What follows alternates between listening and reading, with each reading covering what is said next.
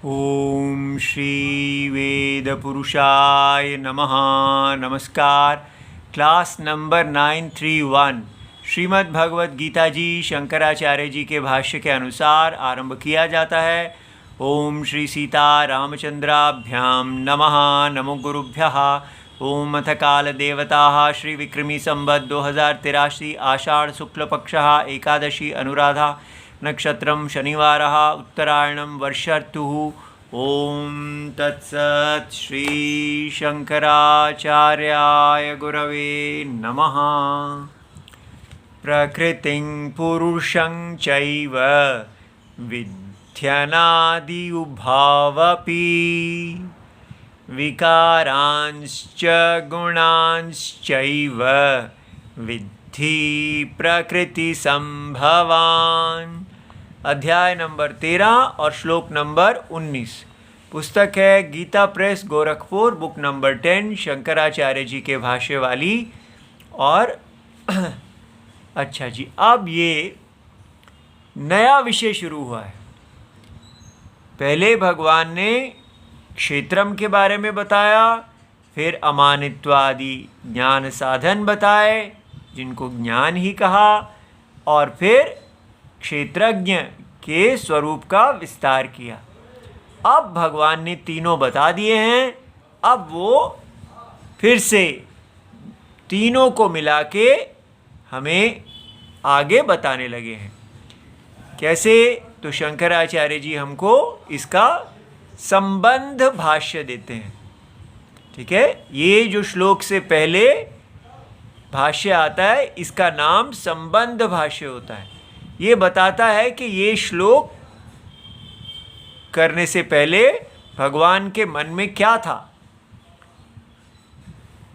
तो तत्र सप्तमे ईश्वरस्य द्वे प्रकृति उपन्यस्ते। तो माने सप्तमे अध्याय में, तो देखिए अभी 13वां चल रहा है, लेकिन देखिए शंकराचार्य जी सब जानते हैं।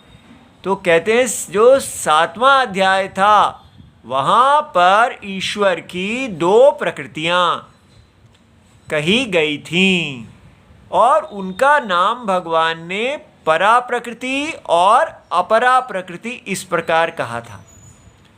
तो जो परा प्रकृति थी वो भगवान ने कहा था वो मेरा ही स्वभाव वाली है, वो क्षेत्रज्ञ है।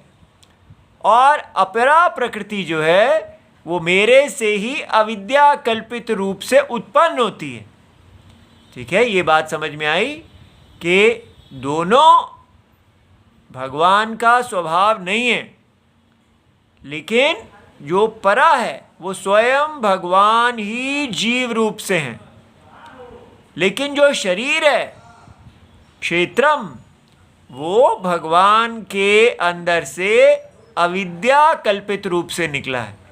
तो जीवत्वम भी अविद्या कल्पित है और उस जीव का शरीर भी अविद्या कल्पित है। तो ये दोनों जो अविद्या कल्पित हैं उनको परा और अपरा कहा। तो ये बात आपके दिमाग में पक्की है ना कि क्यों एक को ऊंचा कहा है और एक को नीचा कहा है। ठीक है, अपरा जो ऊंची नहीं है, तो माने शरीर, जो शरीर है वो पूरी की पूरी कल्पना है। ठीक है, और कहाँ से आ गई ये कल्पना? अज्ञान के कारण। भगवान परम सत्य अज्ञान रहित सत्य हैं। उनके अज्ञान के कारण हमको नाम और रूप दिखने लगे। तो ये जो नाम रूप हैं यही हमारे शरीर हैं, जिसको हम शरीर कहते हैं, जिसको हम सृष्टि कहते हैं, जिसको हम क्षेत्र कहा गया है यहाँ, वो नाम अविद्या कल्पित नाम रूप हैं। ये नाम रूप बीज अवस्था को प्राप्त होते हैं और अंकुर अवस्था को प्राप्त होते हैं। इसलिए शरीर विकारी हैं, आते हैं जाते हैं, और ये इन्हीं के कारण संसार है। इसलिए अनर्थ हेतु होने के कारण इसको अपरा कहा है। और इन शरीरों में आत्मभाव करने वाले जो क्षेत्रज्ञ हैं वो स्वयं भगवान ही हैं। तो ये अविद्या से सारा संसार उनमें दिख रहा है। वास्तव में ना भगवान कोई जीव बने हैं और ना ही कोई इस प्रकार शरीर है, कोई संसार नहीं है, और ना ही वो भगवान भी भगवान है। वो निर्गुण है, ना वो ईश्वर है, ना जीव उनके अधीन है, और ना कोई सृष्टि है। ठीक है, अविद्या में ही ईश्वर, जीव और ये संसार सारा भेद है। ऐसा 7वें अध्याय में बताया गया था। एतद् योनीनि भूतानि, ऐसा वाक्य भगवान ने कहा था कि ये जो प्रकृति है ये दोनों मेरी प्रकृति योनि रूप है। ये सारे भूत, तो जितने भी जीव हैं ये मेरी क्षेत्र और क्षेत्रज्ञ प्रकृति ही इनकी योनि है। ये इसी के कारण उत्पन्न होते हैं। तो संसार के लिए जीव भी चाहिए और जीव का शरीर भी चाहिए। तो इसलिए ये अविद्या कल्पित जो दो प्रकृतियां हैं, यही सारे जीव इन्हीं दो योनियों वाले हैं। ऐसा 7वें अध्याय में कहा गया था। अब क्योंकि अब भगवान ने 13वें अध्याय में इसी का विस्तार किया है, तो अब वो उसी को, उस प्रश्न को पूरा कर रहे हैं। क्या प्रश्न था? क्षेत्र क्षेत्रज्ञ। तो उन्हीं परा अपरा के लिए अब यहाँ क्षेत्र और क्षेत्रज्ञ। परा जो है वो क्षेत्रज्ञ है और अपरा जो है वो क्षेत्रम है। ये दो प्रकृतियां द्वय योनित्वम कथम, ये कैसे जगत की योनि है? सारे जीवों की योनि ये कैसे हैं? योनि माने कारणत्वम। तो कथम कारणत्वम, कथम भूतानाम योनि। सारे भूत इन्हीं दो अविद्या कल्पित जो है भगवान की प्रकृति, भगवान की शक्ति, उससे कैसे उत्पन्न होते हैं? इति अयम अर्थः अधुना उच्यते। इस प्रश्न का उत्तर दिया जाता है। तो जरा हम अपने आप को टेस्ट करें कि ये दोनों जो हैं, इनके कारण ये सारे जीव उत्पन्न होते हैं। कैसे? अगर हमसे पूछा जाए तो क्या हम उत्तर दे लेंगे? कैसे क्या सोचेंगे हम कहेंगे भाई परम सत्य ईश्वर हैं, तो परम सत्य जो है उनके अंदर कोई जीव नहीं है, कोई जीवों का शरीर नहीं है, और ना ही परम सत्य ईश्वर है। तो ये तीनों, ईश्वर, जीव और उसका शरीर, ये तीनों अविद्या कल्पित हैं, अविद्या दशा में हैं। अच्छा, फिर क्या कहेंगे आगे? तो अविद्या दशा में हैं, तो इसका मतलब ये सारे जीव कहाँ से आ गए? कहा सारे जीवों की योनि ये दोनों प्रकृतियां हैं। तो हम क्या कहेंगे? अज्ञान, आत्म अज्ञान के कारण ये सारे नाम रूप उत्पन्न हुए। तो सारे जीवों के शरीर आ गए। फिर और वही सत्य अज्ञान के कारण अपने आप को इन सारे शरीरों में प्रविष्ट, जीव रूप से प्रविष्ट हुआ देख रहा है। अहम देहहा, तो अहम देहहा ही संसार है, मैं देह हूँ। तो उसके लिए आपको दो चाहिए। एक तो आपको चाहिए ये शरीर, देह, और अपने उस देह को अहम प्रत्यय मानने वाला देही। तो दोनों तभी संभव हैं अगर ये हमारे पास अविद्या ये दो काम कर दे। ठीक है, इसलिए शरीर बनाने का काम अविद्या करती है, और आत्मा को जीव बनाने का काम अविद्या करती है। तो अविद्या, ये दो,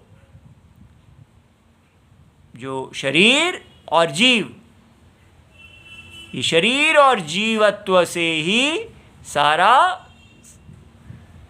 संसार है। भूतों का जन्म लेना, भूतों का उत्पन्न होना है, जीवों का उत्पन्न होना है। इस प्रकार हमें ये बात समझ में आनी चाहिए। अब देखते हैं भगवान इसको कैसे समझा रहे हैं। वो कहते हैं, उच्यते प्रकृतिम पुरुषम चैव विद्धि अनादि उभौ अपि। तो वो कहते हैं, आपको यहाँ एक बहुत बड़ी बात समझनी चाहिए कि ये जो प्रकृति है और जो पुरुष है, जो उसमें प्रवेश हुआ है, तो प्रकृति का मतलब यहाँ माया क्षेत्रम, जो अग्रहण अज्ञान है, जिस अज्ञान के कारण, बीज रूप अज्ञान के कारण सारे नाम और रूप उत्पन्न होते हैं, वो, और वो जो पुरुष है जो इस नाम रूप के अंदर प्रवेश करता है जीव रूप से, तो जीव और उसका शरीर, ये दोनों, इनको आप विद्धि जानिए अनादि, न आदि विद्यते, जिनका आदि नहीं है, जिन दोनों का। तो ना ये नाम रूप जो हैं उनका बीज का कोई आदि है, किसी काल में अज्ञान नहीं आया, और ना ही किसी काल विशेष में पुरुष ने इसमें प्रवेश किया और अपने आप को जीव समझने लगा। ये बात मुख्य इस श्लोक में बताई जाएगी। च एव ईश्वरस्य प्रकृति, ईश्वर के प्रकृति जो हैं, दो प्रकृतियों को प्रकृति और पुरुष कहा, ठीक है। तौ प्रकृति पुरुषौ, ठीक है। इस प्रकार कहने से साथ में समझ में आ गया कि पुरुष स्वयं भगवान ही जीव रूप से हैं, इसलिए वो पुरुष कहलाए, और अविद्या ने, जो बीज माया ने जो शरीर बनाए, वो प्रकृति कहलाए। तो ये माया और माया से मोहित हुआ पुरुष, जीव, तो माया और जीव, तो प्रकृति पुरुषौ उभौ अपि अनादि विद्धि, ये दोनों अनादि हैं। इससे हमें विचार हमारा बहुत परिपक्व होगा। न विद्यते आदि ही ययोः इत्तौ अनादि, तो इसको बहुव्रीहि समास कहते हैं। जिन दोनों का आदि नहीं है वो अनादि है, ठीक है। तो अब इससे क्या आरंभ लाभ होता है जी, सोचिए जरा। अगर इन दोनों को अनादि मानते हैं तो क्या लाभ होगा? उत्तर आने से पहले हमें स्वयं सोचना चाहिए। अगर ये दोनों मानो शादी होते हैं, ठीक है, माने आज कहें कि आज से 100 साल पहले ठीक है, 100 साल पहले ही जीव आया है और 100 साल पहले ही जीव का शरीर आया है, उससे पहले केवल ईश्वर थे, ठीक है। ऐसा हम अगर कहें तो क्या ये ठीक होगा? इससे क्या दोष होगा? ऐसा मन में सोचिए तो हमें दोष क्या होगा? सारा काम अविवेक हो जाएगा। कैसे? देखिए, ईश्वर भगवान ही बताते हैं, नित्य ईश्वरत्वात्, क्योंकि ईश्वर नित्य है। ऐसा नहीं है कि भगवान किसी काल में ईश्वर बने, आज से 100 साल पहले वो ईश्वर बने। उनका ईश्वरत्व कब से है? अनादि। तो स्वयं ईश्वर अनादि हैं। तो उनकी जो प्रकृतियों हो, जो उनकी दो प्रकृतियां, दो शक्तियां हैं, ईश्वर माने शक्तिमान, तो शक्तिमान अनादि हैं, तो उनकी शक्तियां भी अनादि होनी चाहिए। अपि युक्तः, तो ये बात तो ठीक ही है। नित्यत्वेन भवितुम, तो अगर ईश्वर नित्य है तो प्रकृति भी नित्य ही होनी चाहिए। प्रकृति द्वयत्वम एव ही ईश्वरस्य ईश्वरत्वम। ये समझना है कि ईश्वरस्य ईश्वरत्वम क्या है।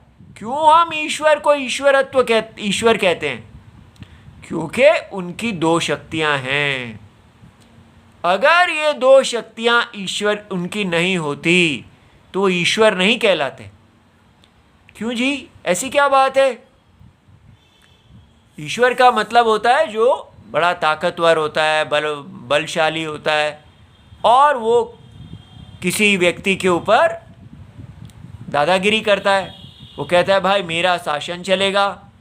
तो कोई व्यक्ति शासन के अधीन होता है और कोई शासन करने वाला होता है। तो ये तो हम संसार में देखते हैं। कुछ लोग होते हैं ईश्वर होते हैं, कुछ अधीन होते हैं ईशितव्य। तो उनके पास ऐसी दो प्रकृतियां तो होती नहीं है। ना तो वो अविद्या कल्पित कोई नाम रूप होते हैं, जैसे लोकल भारत के प्रधानमंत्री हों, हम कहें वो ईश्वर हैं और हम सब उनकी प्रजा हैं। तो क्या प्रधानमंत्री के पास अविद्या कल्पित माया है? और क्या वो ही सारी की सारी प्रजा रूप में उत्पन्न हुए हैं? तो इसलिए समझना है कि प्रधानमंत्री आदि को जो हम ईश्वर कह रहे हैं, या लोकल दादा को ही कहते हैं अरे भाई आप तो मालिक है, माई बाप, वो सब जो हम बोलते हैं वो गौण प्रयोग है। ठीक है, वो मुख्य प्रयोग नहीं है, वो ईश्वर नहीं है। वो तो स्वयं प्रजा से आके कहेंगे भाई हमको वोट दे दो आदि ये वो, क्योंकि वो प्रजा ही उनकी ईश्वर हो जाएगी। वो अन्य है प्रजा।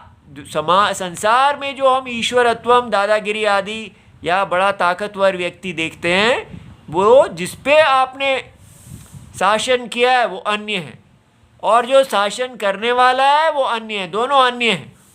ये इस पे आश्रित है, ये इस पे आश्रित है। ठीक है, लेकिन यहाँ ईश्वरत्वम क्या है?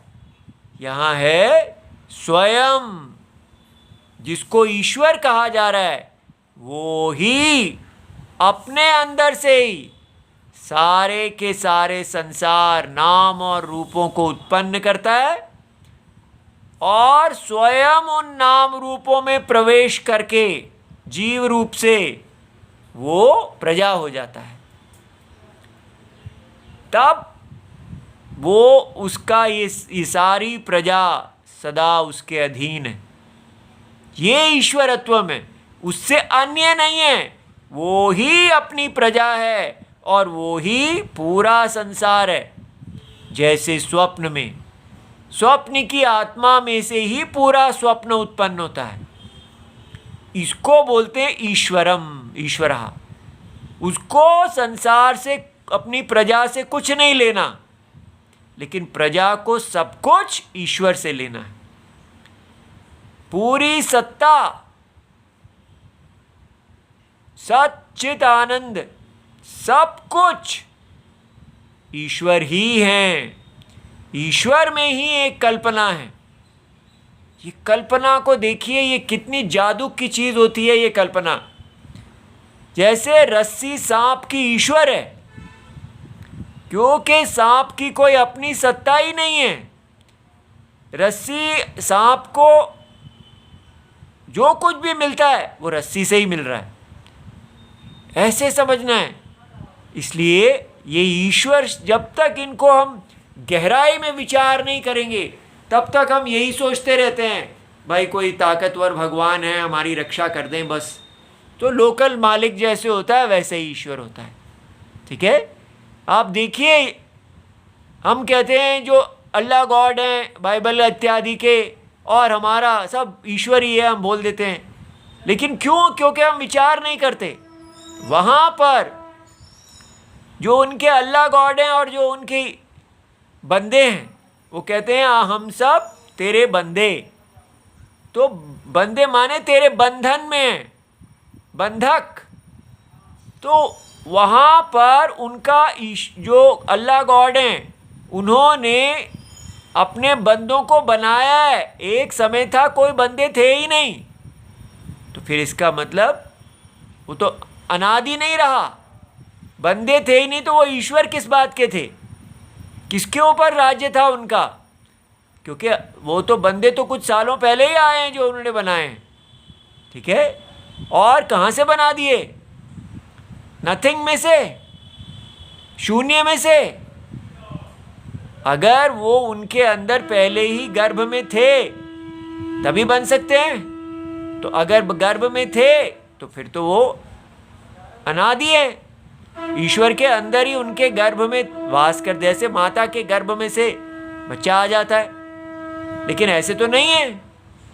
इसलिए, और अगर वो आए हैं तब भी अगर गर्भ में से भी आए हैं तो विकार से उत्पन्न हुए हैं, विकार से उत्पन्न हुए तो अन्यत्वम है। तो अगर अन्यत्वम है दोनों के अंदर तो वो तो लोकल मालिक वाला केस हो गया कि भाई मैंने तुम्हें बनाया, तुम्हें मेरी बात माननी है, नहीं मानोगे तो जेल में डाल दूंगा, मान लोगे तो फिर मजे करोगे। आप देख रहे हैं ये कहानी कैसी है, लोकल गुंडे वाली, लोकल दादे वाली। क्या यहाँ पर कोई बंध मोक्ष है? आप ईश्वर के अंदर बंद हैं, बंधन में है वो कह रहे हैं, तो मुक्ति कैसे मिली? मुक्ति तो मिली ही नहीं। जब आपको जन्नत में भी पहुंचा दिया गया तब भी तो आप उनके बंधक ही रहे, उनके ही अधीन रहे। पहले उनको गुस्सा आ गया तो हेवन से निकाल दिया, जन्नत से निकाल दिया, फिर कहा चलो एक बार भेजता हूँ वापस ले लेता हूँ। तो बंधक तो पहले रहे ही रहे, बंधन कहाँ टूटा? और यही यहाँ पर भी द्वैती कर रहे हैं कि हम गोलोक चले जाएंगे।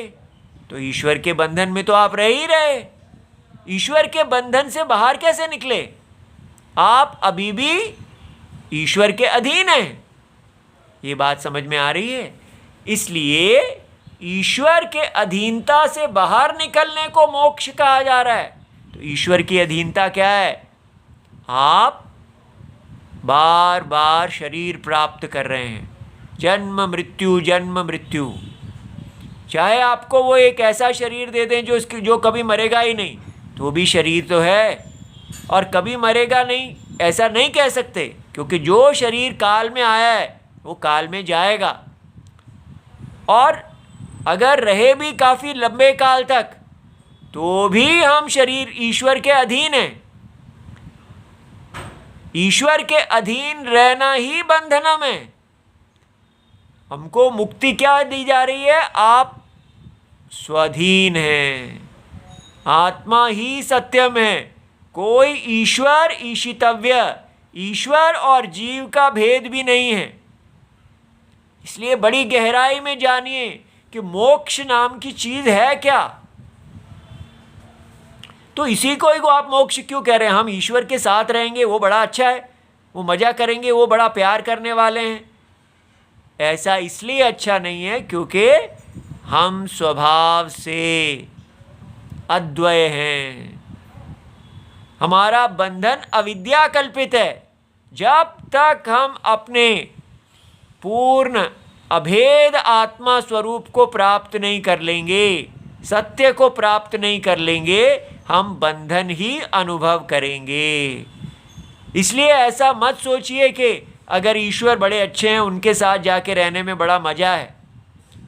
वो मज़ा भी आत्मा के लिए दुखम है, ठीक है। इसलिए पहले आत्मा के दुखम को समझें कि आत्मा का सत्य, इसलिए स्वस्थता होती है आपका सत्यम, अस्वस्थता होती है न सत्यम। हम अपने स्वरूप से बाहर हैं, अब चाहे वो स्वर्ग में हो या पृथ्वी पे। इसीलिए भारत में स्वर्ग को मोक्ष नहीं कहा जाता, लेकिन ये हेवन हेल वाले उसी को मोक्ष कह रहे हैं। तो कितनी गहराई है। अच्छा जी, अब ये समझ में आ गया कि ईश्वरस्य ईश्वरत्वम इन दो प्रकृतियों के ऊपर आधारित है। अगर ये जो दो प्रकृति हैं इसी से ही ईश्वर सारे के सारे जीव भी हैं और सारे के सारे नाम रूप भी हैं और नहीं भी हैं। अगर वास्तव में ईश्वर सारे जीव हो गए होते और सारा संसार हो गए होते तो ईश्वर तो दुख पा रहे होते, सारे संसार के अंदर हर जीव के रूप में दुखी होते, लेकिन दुखी भी नहीं है। तो ये समझना है, ये अविद्या कल्पित ही ये कार्य कर सकती है, इसके अतिरिक्त कुछ भी हुआ तो स्वयं ईश्वर ही इस संसार के अंदर संसारी बन जाएंगे।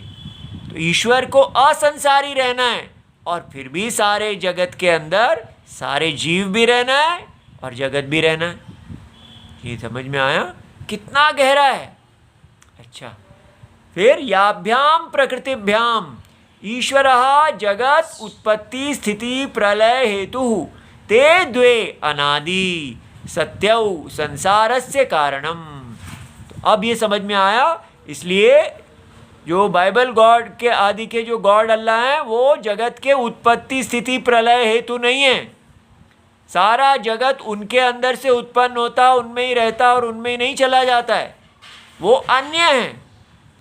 इसलिए ईश्वरत्वम इस प्रकृति अविद्या कल्पित दोनों प्रकृतियों से ही संभव है। तो दोनों अनादि होने पर ही संसारस्य कारणम, इसीलिए इन दोनों प्रकृतियों को, भगवान की शक्ति को संसार का कारण कहा है। तो भगवान की शक्ति कारणम है या भगवान स्वयं कारणम है? अरे भाई, शक्तिमान कारणम है का मतलब क्या होता है? शक्ति कारणम है या शक्तिमान कारणम है, एक ही बात है। आप अगर कहते हैं मेरी शक्ति ने ये काम कर दिया या मैंने काम कर दिया, बात तो एक ही है ना। इसलिए शक्ति जगत की कारणम है या शक्तिमान अभेद है। अच्छा जी, अब शंकराचार्य जी कहते हैं इस अनादि शब्द को लोग तत्पुरुष समास बना देते हैं और कहते हैं न आदि, तो माने आदि वाला नहीं, जिसका तो पहले था जिसका आदि नहीं है, और अब अर्थ बना दिया जो आदि, जो जिस न आदि वाला है। ठीक है, तो जो जिसका आदि नहीं है, न आदि इति तत्पुरुष समासम केचित वर्णयन्ति। तो न आदि कहने से क्या हो गया कि ये दोनों प्रकृतियां आदि कारणम नहीं है। ठीक है, तो इससे वो क्या सिद्ध करना चाहते हैं? वो कहते हैं जी हमारे ईश्वर जो हैं उन्होंने ये जगत बनाया है, उनकी प्रकृति ने नहीं बनाया है, इसलिए प्रकृतियों को हम आदि नहीं कहेंगे। तो और ईश्वर आदि हैं, तेन ही किल ईश्वरस्य कारणत्वम सिद्ध्यति। वो ऐसे जो टीकाकार हैं वो कहते हैं ईश्वर जो हैं वो जगत के कारण हैं, उनकी दो शक्तियाँ वो अनादि नहीं हैं। ठीक है, यदि पुनः प्रकृति पुरुषौ एव नित्यौ स्याताम तत्कृतम एव जगत न ईश्वरस्य जगतः कर्तृत्वम। तो उनको दुख हो जाता है, वो कहते हैं हमारे ईश्वर जगत के करता है। अगर आपने प्रकृति और पुरुष इनको ही नित्य मान लिया तो उनके द्वारा किया गया है जगत, तो ईश्वर ने तो कुछ किया ही नहीं। तो ईश्वर तो खड़े देख रहे हैं, या आप देख रहे हैं कैसे मनुष्य सोचता है कि शक्ति कोई आपके जैसे शक्ति अलग हैं और ये शक्ति हैं, ये ईश्वर हैं, इसने सब काम कर दिया और ये बेचारे खड़े देख रहे हैं। ये ऐसे थोड़ी होता है। ठीक है, लेकिन उनको समझ नहीं आ रहा, तो वो कहते हैं ये हमें प्रकृति पुरुष को लेना चाहिए कि इनका आदि नहीं है, ये आदि कारणम नहीं है, ईश्वर आदि कारणम है। अब तत् असत, ऐसा सोचना ठीक नहीं है। प्राक प्रकृति पुरुषयोः उत्पत्तेः, प्रकृति और पुरुष की उत्पत्ति से पहले ईशितव्य अभावात् ईश्वरस्य अनीश्वरत्व प्रसंगात्। अगर हम कहें कि एक काल में ये दोनों आए हैं तो क्या होगा? उससे पहले भगवान ईश्वर थे ही नहीं फिर। ठीक है, क्योंकि उनके अधीन ना जीव भी नहीं था और जीव के सारे संसार भी नहीं था, तो ईश्वर नित्य ईश्वर रहेंगे ही नहीं, तो अनीश्वरत्व प्रसंगात हो जाएगा। ठीक है, तो ऐसा नहीं कहना चाहिए। और संसार से निर्निमित्ते अनिर्मोक्ष प्रसंगात, क्योंकि अगर आप कहेंगे कि ये अपने आप ही आ गए काल में, जीव और ईश्वर, जीव और जो सारा संसार है और जीव हैं, ये काल में बिना किसी निमित्त के आ गए, क्योंकि अविद्या कल्पित ये है नहीं, तो फिर ये कहाँ से आए? ठीक है, जब इनका कोई निमित्त ही नहीं है तो फिर ये, क्योंकि ईश्वर में कोई शक्ति नहीं है और तो ये अपने आप दो शक्तियाँ आ गई, तो जब इनका कोई निमित्त ही नहीं है तो फिर क्या होगा? अनिर्मोक्ष प्रसंग, फिर इनसे मोक्ष नहीं हो सकता, क्योंकि किसी चीज़ को, जैसे छाया इसलिए है क्योंकि प्रकाश पड़ रहा है, तो आप प्रकाश को हटा दो छाया चली जाती है, सूर्य को हटा दो छाया चली जाती है। लेकिन अगर ये बिना किसी कारण के ही आ गए तो फिर इनसे मुक्ति नहीं प्राप्त होगी, और मुक्ति प्राप्त नहीं होगी तो शास्त्र अनर्थक के प्रसंग हो जाएगा, फिर तो सारा शास्त्र ही बेकार हो जाएगा, क्योंकि शास्त्र कहता है हम आपको मुक्ति देंगे, बंध मोक्ष अभाव प्रसंगाच, और फिर बंधत्वम नहीं रहेगा, क्योंकि बंधत्व वो होता है जो किसी निमित्त से आए। ठीक है, अविद्या कल्पित होने से ये बंध है, अविद्या को दूर कर दो तो मोक्ष है। लेकिन जो चीज़ का कोई कारण ही नहीं है तो फिर वहाँ आप उसको बंध कैसे कह सकते हैं? ठीक है, इसलिए बंध और मुक्ति दोनों ही नहीं रहेगी, इस प्रकार हम बड़ी मुश्किल में फंस जाएंगे। तो नित्यत्वे पुनः ईश्वरस्य प्रकृत्योः सर्वमेव उत्पद्यते, अगर नित्य मानेंगे तो फिर सब कुछ ठीक हो जाएगा, बंध भी हो जाएगा, मोक्ष भी हो जाएगा, शास्त्र भी ठीक रहेगा, और मोक्ष प्रसंग, अनिर्मोक्ष प्रसंग भी नहीं होगा। आगे जो इतना रह गया है इसका कल हम विस्तार करेंगे। ओम नमो भगवते वासुदेवाय, प्रणाम।